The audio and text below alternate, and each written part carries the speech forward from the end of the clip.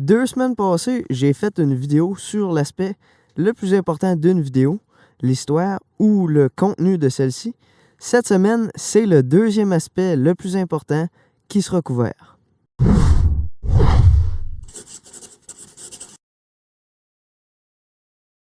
Le deuxième aspect d'une vidéo réussie, c'est l'aspect technique, la manière dont vous allez raconter votre histoire. Cet aspect est important, mais seulement si vous avez une bonne histoire à raconter. Une vidéo avec une bonne histoire, mais avec des techniques amateurs, va être supérieure à une vidéo avec une mauvaise histoire, mais filmée professionnellement. Vous devriez donc trouver une bonne histoire d'abord, ensuite penser à la filmer. Pour filmer une vidéo, il vous faudra d'abord une caméra.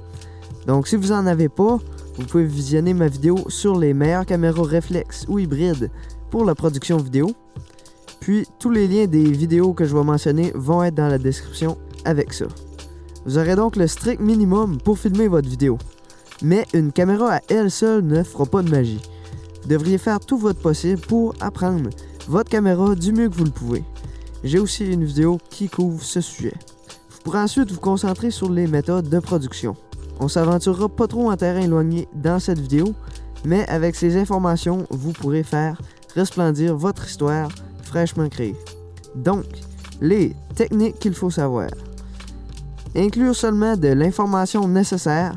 Des séquences inutiles à votre histoire vont rallonger la vidéo et vont enlever du cachet à celle-ci, en plus de désintéresser l'auditoire. Gardez votre vidéo le plus court possible, mais n'en enlevez pas trop aussi, qui est une erreur qui est aussi pire. Vous pouvez visionner mon court-métrage de Teen Survivor, puis vous allez voir que j'essayais un peu trop de raccourcir la vidéo. Il faut quand même pas compromettre l'histoire ou les personnages de votre vidéo. Filmez plusieurs angles de vue. En règle générale, vous devriez avoir 3 angles de vue pour filmer une scène, un objet ou une entrevue, etc. Mais ne vous limitez pas à 3 angles de vue pour les séquences les plus importantes. Puis ne filmez pas 3 angles de vue pour une scène moins importante. Utilisez votre jugement. Portez attention à votre composition. Vous ne voulez pas filmer le sol pendant que votre ami fait un exploit de skate. Si vous filmez quelqu'un, surtout en entrevue, ou quelqu'un qui parle à la caméra, placez-le vers la droite ou la gauche de l'écran, pas au centre, parce que la vidéo va être moins intéressante et captivante de cette manière. Essayez de placer un objet en arrière-plan pour combler le vide, comme dans cette image. Enfin, c'est juste un petit truc si vous allez filmer des entrevues. Les mouvements de caméra devraient être fluides et stables.